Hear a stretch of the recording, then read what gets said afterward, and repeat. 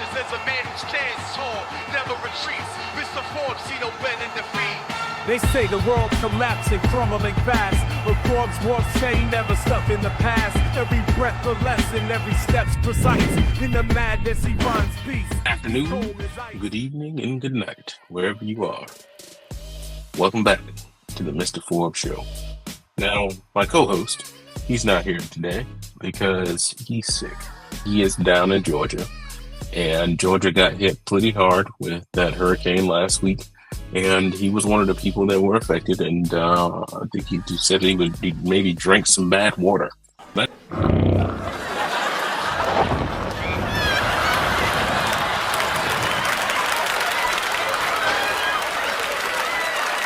That's rough.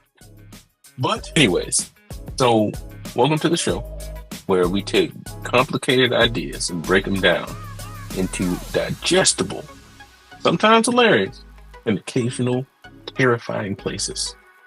Today's episode, DNA in the wrong hands. Yeah. Why you should think twice before spitting in a tube. But hey, no doom and gloom here. I'm just here to drop some knowledge bombs in the coolest way possible. So grab a drink, kick back, and let's dig into why your genetic blueprint is worth protecting. Okay? All right, first up, has anyone here ever thought, what's the worst that could happen if I send my DNA off to a company? I mean, it's not like handing over your credit card information, right? Wrong. Let's talk about the craziest scenarios and how some of you might not have considered how deep the rabbit hole goes. Let's start with the big one, identity theft, but not like the kind you see in movies. We're talking genetic identity theft. Imagine if someone swipes your genetic data and, I don't know, decides to clone you. Now, I know what you're thinking. Who's out here trying to make another me? But it's not about that. We're talking about making fake family trees, paternity disputes, or even medical insurance fraud. Yeah, it's that deep. And look, you know the classic trope of getting framed for a crime you didn't commit? Well, with genetic data, it's not that far-fetched anymore. Picture it, right? You're chilling at home, binge watching Netflix, when suddenly, boom, you're arrested. Why? Because someone planted your DNA at a crime scene. Crazy, right? But the tech is catching up, and so are the bad guys. They're calling this genetic planting.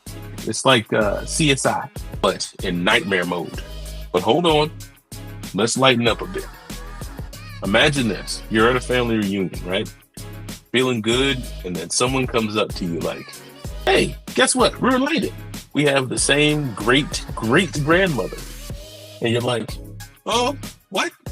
You see, one of the wilder things that's been happening in this thing I'm calling the oops, I didn't mean to find out effect.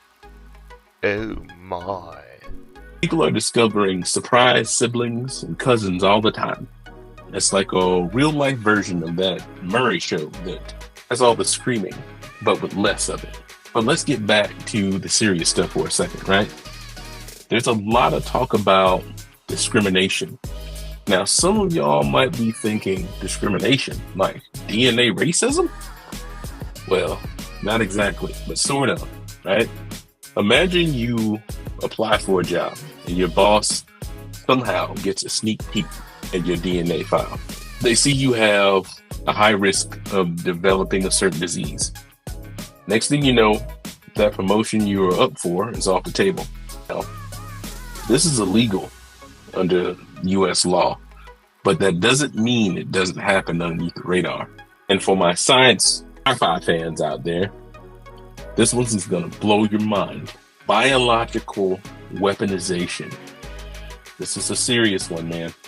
We're talking about a virus that is specifically designed to only affect people with your specific genetic markers. Think supervillain level evil geniuses. There's a buzzword for it. genetic targeting. Now, while no one's out there doing this yet being the key word, the fact that it's even possible to make you pause and go, whoa, maybe I shouldn't be handing out my DNA like free candy at Halloween. But here's the kicker. Even if you say, nah, I'm not gonna do a DNA test, it doesn't matter. Why? Because your third cousin twice removed might have already uploaded their spit. Demonstrate. To Ancestry. And now your genetic trail is in the database. That's what happened with the Golden Gate Killer case. They didn't even need his DNA, just somebody related to him. It's like you're standing in a lineup you don't even know you were in. How did we get here? Well, part of it has to do with all these companies like 23andMe. Recently, they've been going through some leadership drama, right? Their entire independent board of directors just resigned, leaving the company with a huge question mark over its head. They're saying it's because of the lack of strategic direction, right? That's their overall thing. Okay, you can't see my fingers here, but it's definitely air quotes. But what does it mean for people who've trusted them with their genetic data, man? It's like being on a plane and suddenly finding out your pilot just walked out.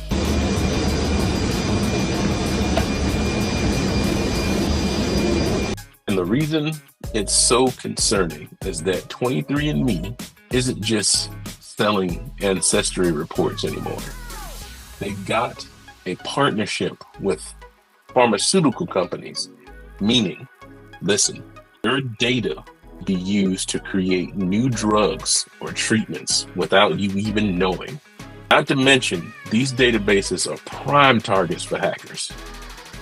If there's a data breach, your DNA could end up anywhere. Okay, yeah, that sounds crazy, right? That sounds crazy. Think I'm exaggerating. Hold on. In 2018, over 92 million accounts from MyHeritage were hacked. So what's my takeaway here, right? Am I saying don't ever do another DNA test or don't ever do one at all? Nah. I'm not trying to kill your curiosity, right? But I am saying read the fine print, opt out of data sharing, use fake names if you want to be really careful, and maybe just pause before sending your genetic treasure map off into another atmosphere or to the ether somewhere. Because once it's out there forever. All right, folks, that's it for today's episode. Thanks for sticking around and learning why your spit is more valuable than you think. If you got any thoughts on this, or if you've had a weird experience with one of these DNA testing companies, hit me up on social. And remember, until the next time, stay curious, stay safe, and keep your genetic secrets